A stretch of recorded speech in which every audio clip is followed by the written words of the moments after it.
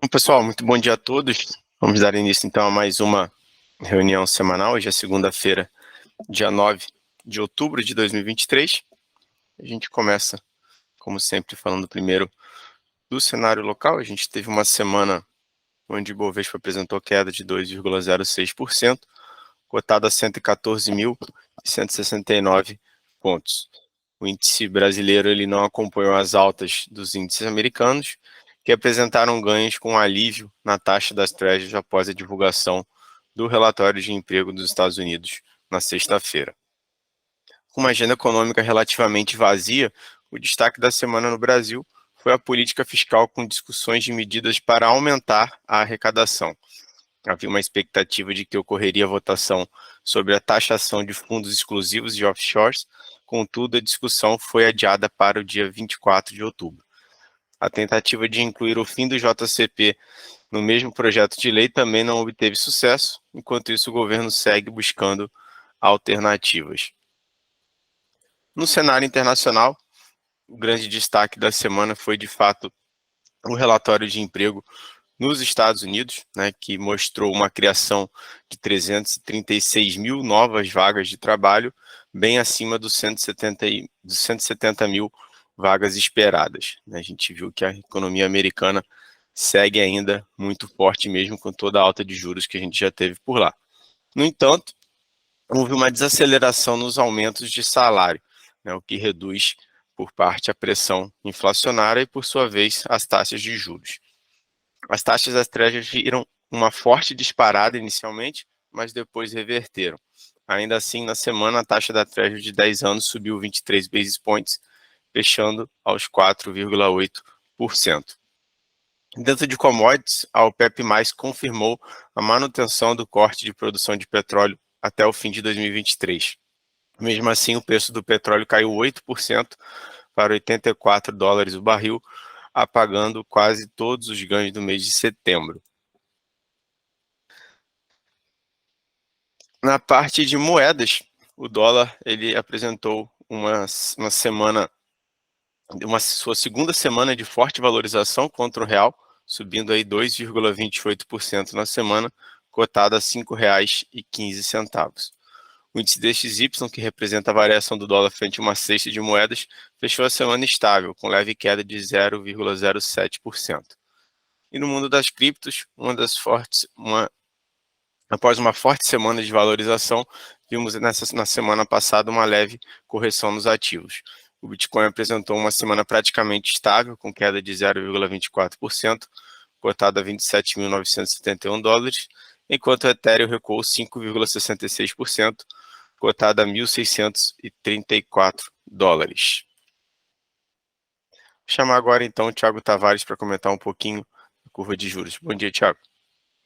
Bom dia, Gustavo. Bom dia, pessoal. Então, dando sequência aqui, os juros futuros ali fecharam a semana em uma alta forte, acompanhada com os rendimentos dos Treasuries, com exceção ali somente do DI 24.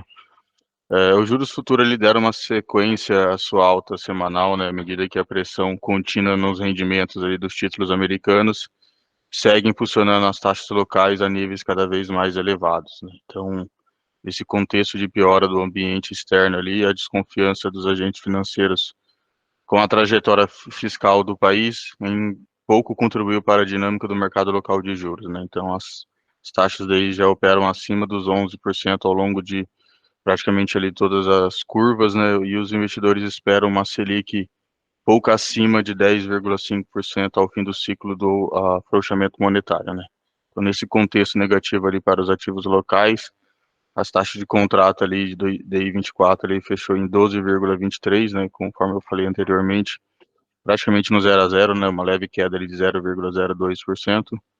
Em contrapartida ali o DI 25 teve uma alta ali de 1,06 na semana, fechando a 10,95. DI 27 teve uma forte alta ali, 2,41% de alta, fechando a 11,07.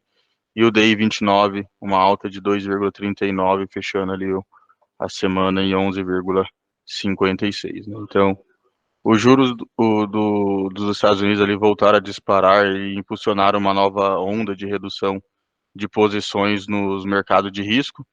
Esse movimento ali não foi diferente do que vem sendo observado nas últimas semanas, né? O gatilho para alta semanal foi a divulgação, conforme o Gustavo falou anteriormente ali, do número de vaga de trabalho em aberto na economia dos Estados Unidos, né? Que no mês de agosto ali subiu para 9,6 milhões, voltando para os patamares registrados em maio, né? O dado veio bem acima do esperado pelo mercado, que previa ali uma manutenção de vagas em torno de 8,8 milhões, né? Então, durante a primeira metade do pregão ali na sexta-feira, né, os juros poderiam ter até terminado a semana numa alta maior, né? Durante a sexta ali, durante a primeira metade do pregão, houve um aumento significativo nas taxas de juros locais, né, influenciado pelo relatório de mercado de trabalho dos Estados Unidos, né, conhecido como payroll, que apresentou sinais de grande robustez ali logo após a divulgação.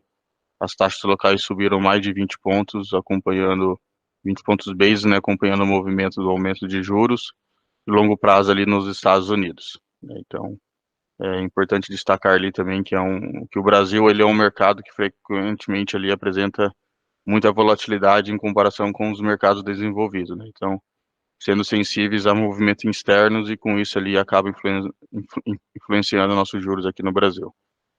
E na nossa agenda semanal ali, a semana traz importantes eventos para os mercados locais e internacionais, né. No mercado local ali, o grande destaque é o IPCA, também de setembro, na quarta-feira. A medida oficial ali da inflação do consumidor é um importante ali para as expectativas em relação às próximas decisões ali do Comitê de Política Monetária do Copom.